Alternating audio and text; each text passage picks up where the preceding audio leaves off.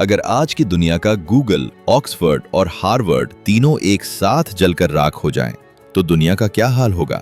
लेकिन ये कोई कल्पना नहीं है, ये इतिहास की सच्ची घटना है।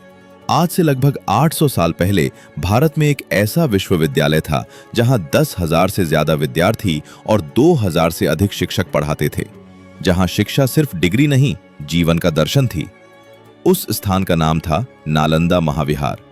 और फिर आया वो दिन जब आग ने ज्ञान को जला दिया, जब किताबों की चीखें आसमान तक गूंज उठीं और जब दुनिया का सबसे बड़ा ज्ञान केंद्र सिर्फ राख और खामोशी बनकर रह गया। सवाल ये नहीं है कि नालंदा को किसने जलाया, सवाल ये है कि दुनिया ने नालंदा को भूल कैसे जाने दिया। आज हम जानेंगे नालंदा विश्वविद्यालय के जलने की पूरी कहानी। नालंदा विश्वविद्यालय की स्थापना 5वीं शताब्दी में हुई थी, गुप्त सम्राट कुमार गुप्त प्रथम के शासनकाल में। नालंदा सिर्फ एक विश्वविद्यालय नहीं था, ये दुनिया का पहला आवासीय विश्वविद्यालय था।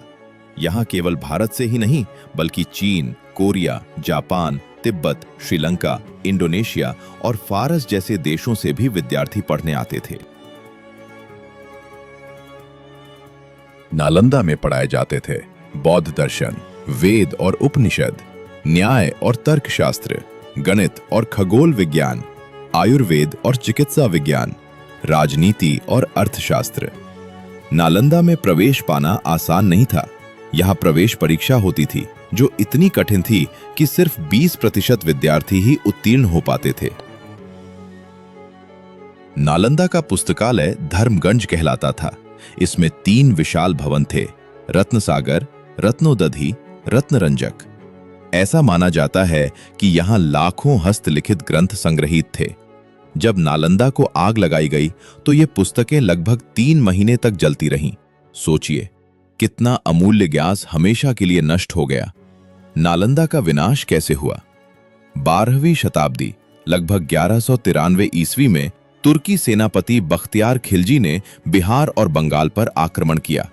उसने नालंदा को एक सैन्य अड्डा समझ लिया, क्योंकि उसे ये समझ नहीं आया कि बिना हथियारों के इतनी बड़ी बस्ती कैसे हो सकती है। जब उसे पता चला कि ये तो एक शिक्षा का केंद्र है, तब तक बहुत देर हो चुकी थी। खिलजी की सेना ने भिक्षुओं की हत्या की, विद्यार्थियों को मार डाला और पुस्तकालय को आग के हवाले कर दिया।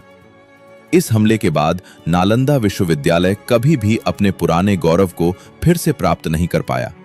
दुनिया पर इसका प्रभाव नालंदा के विनाश का अर्थ था, एशिया का सबसे बड़ा ज्ञान केंद्र समाप्त, वैज्ञानिक और चिकित्सा ज्ञान का भारी नुकसान, भारत की शिक्षा परंपरा का टूट जाना। यदि नालंदा जीवित रहता तो संभव है कि आज दुनिया का इतिहास कुछ और ही होता। नालंदा हमें सिखाता है कि ज्ञान सबसे बड़ी शक्ति होता है। जब ज्ञान नष्ट होता है तो पूरी सभ्यता पीछे चली जाती है, और इतिहास सिर्फ विजेताओं का नहीं बल्कि जलाए गए ज्ञान का भी होता है।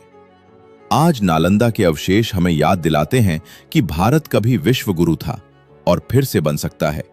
बस जरूरत है अपने इतिहास को समझने और उससे सीखने की। नालंदा सिर्फ एक विश्वविद्यालय नहीं था, वो ज्ञान का सूर्य था, और जब वो सूर्य अस्त हुआ तो पूरी दुनिया अंधकार में चली गई। अगर आप नहीं चाहते कि ऐसा इतिहास भुला दिया जाए तो इस कहानी को आगे बढ़ाइए।